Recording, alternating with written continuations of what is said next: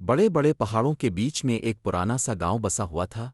ढोक अलीपुर। यहाँ के लोग निहायत सादा, मजहबी और अपनी रवायात में गुंधे हुए थे। उन्हीं गलियों में एक चमकती आंखों वाली लड़की नूर रहती थी। नूर बचपन से ही खामोश, तन्हा और कुछ हद तक अलग सी दुखती थी।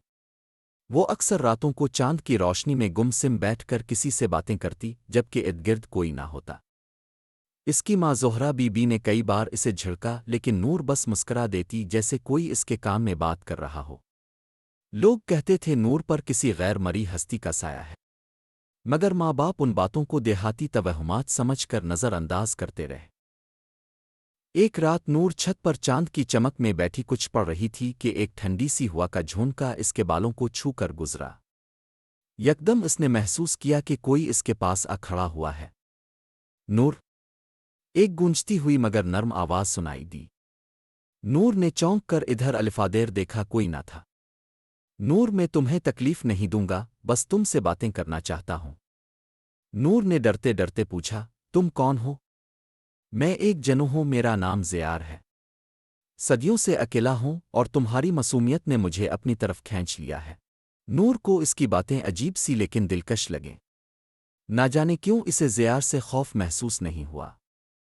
इसकी आवाज़ में एक उदासी थी, जैसे सदियों पुरानी तन्हाई इसके लफ्ज़ों में बह रही हो। क्या तुम हमेशा मुझे दिखाई नहीं दोगे? नूर ने धीरे से पूछा।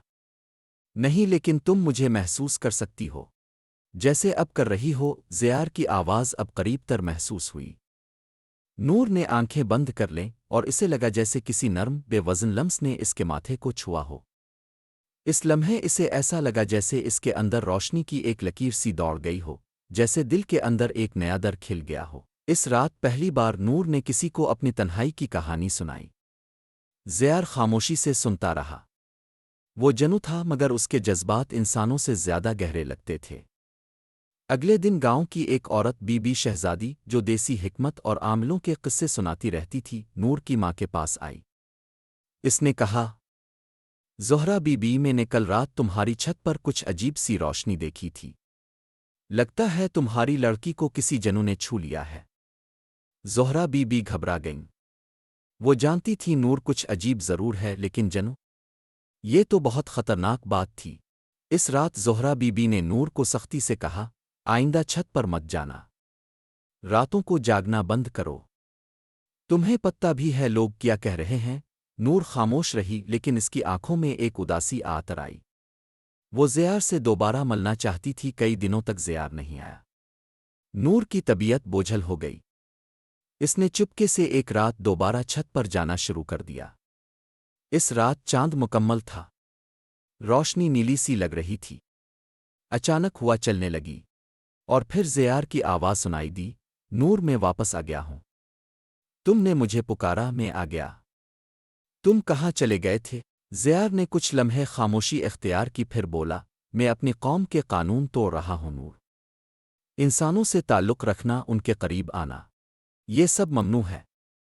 अगर वो जान गए कि मैं तुमसे बात करता हूं तो तुम्हें नुकसान पहुंचा सकते हैं। नूर का दिल धड़कने लगा। तो हम अब नहीं मिल सकते? ज़ियार ने आहिस्ता से कहा, अगर तुम चाहो मैं हमेशा के लिए चला जाऊंगा, लेकिन अगर तुमने मेरा साथ दिया तो तुम्हें वो दुनिया दिखा सकता हूं जो इंसानों की नज़रों से छपी है। नूर और जुल्मत के बीच की दुनिया। नूर ने चुपचाप चांद को देखा और एक फैसला कर लिया। चांद की ठंडी रोशनी में बैठे हुए नूर ने धीरे से कहा, ज़ियार, मैं तुम्हें जानती हूं, दिल से। तुम्हारी मौजूदगी ने मुझे मुकम्मल किया है। अगर तुम मुझे इस दुनिया में ले चलूं तो मैं तैयार हूं, हर खतरे के लिए। ज़ियार की आवाज़ में लर्जिश आ गई। नूर, ये फैसला आसान नहीं। तुम्हारी रूह को आजमाइशों से गुजरना पड़ेगा। मेरी दुनिया वक्त की कैद से आज़ाद है, लेकिन खतरात वहां बेरहम हैं। नूर ने मुस्कराकर आसमान की तरफ देखा। खतरा तो इस दुनिया में भी है ज़ियार, लेकिन जहां मोहब्बत हो वहां हिम्मत आ ही जाती है। ज़ियार ने एक लम्हे को खामोशी इख्तियार की, फिर बोला, आंखें बंद करो नूर, और मेरा नाम दिल में दोहराओ।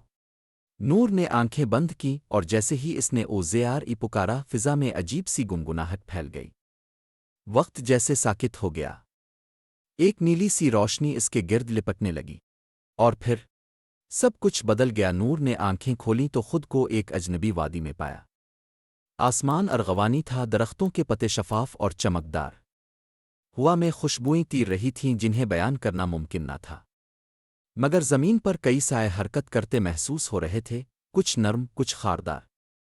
زیار اس کے برابر کھڑا تھا، مگر اب اس کی شکل زیادہ واضح، زیادہ نورانی تھی۔ اس کی آنکھیں سنہری تھیں جیسے سورج کو قید کر رکھا ہو۔ یہ کیا جگہ ہے؟ نور نے حیرت سے پوچھا۔ یہ حجاب النوری ہے، انسانوں اور جنوت کی دنیا کے بیچ کا مقام۔ یہاں صرف وہی داخل ہو سکتا ہے جو دل کی روشنی سے لبریز ہو۔ تم وہی ہو نور؟ لیکن اچانک ایک زوردار آواز گونجی، ایک اور جنو ہستی جس کی آنکھیں شولوں کی طرح دہک رہی تھیں سامنے آ گئی۔ زیار، تم نے قانون توڑا ہے۔ انسان کو اس ڈر پر لا کر تم نے ہماری دنیا کو خطرے میں ڈال دیا۔ نور پیچھے ہٹنے لگی، لیکن زیار اس کے سامنے آ گیا۔ اگر سزا ہے تو میں بھگتوں گا، مگر نور کو کچھ نہیں ہونا چاہیے۔ وہ ہستی زوردار قہقہا مار کر بولی، تم دونوں کی قسمت اب اس درخت کے فیصلے سے طے ہوگی، شجرن تقدیر۔ نور نے زیار کی طرف دیکھا۔ زیار نے سر جھکا کر کہا، اب سب تم پر ہے نور، تمہارے دل کی سچائی ہی فیصلہ کرے گی۔ ہم ساتھ رہیں گے ہمیشہ کے لیے بچھڑ جائیں گے۔ شجرن تقدیر، ایک ایسا درخت جس کی شاخیں آسمان کو چھوتی تھیں اور جڑے نور و ظلمت دونوں دنیاؤں کی تہوں تک پھیلی ہوئی تھیں۔ اس کی چھال پر صدیوں پرانی تحریریں چمکتی تھیں اور ہر پتوا ایک مقدر سنبھالے ہوئے تھا۔ نور اور زیار اس کے سامنے کھڑے تھے، دونوں کے دل دھڑک رہے تھے۔ ایک ایسی گھڑی تھی جہاں فیصلہ روحوں کی سطح پر ہونا تھا، کسی دلیل، کسی زبان جادو سے نہیں۔ اچانک درخت کے تنے پر ایک روشنی سی چمکی اور ایک خفیف سی آواز گونجی، نور بنت زہرا، تمہاری نیت کو پرکھا گیا ہے۔ کیا تم اپنی دنیا، اپنے خاندان، اپنا جسمانی وجود ترک کرنے کو تیار ہو، صرف ایک غیرمری ہستی کے ساتھ رہنے کے لیے؟ نور کی آنکھوں میں آنسو آ گئے۔ وہ جانتی تھی اگر اس نے ہاں کہا تو وہ انسانوں کی دنیا میں کبھی واپس نہیں جا سکے گی، نہ اپنی ماں کو، نہ اپنے گاؤں کو دوبارہ دیکھ سکے گی۔ اس نے گہری سانس لی اور دھیرے سے کہا، میں اپنی مرضی سے چن رہی ہوں۔ میں زیار کا ساتھ چاہتی ہوں، اس کی دنیا میں، اس کی روشنی میں، اس کی تنہائی کا ساتھی بن کے۔ آر درخت کی شاخیں جھولنے لگے جیسے خوشی سے گنگنا رہی ہوں۔ فضا میں ایک نورانی چمک پھیل گئی۔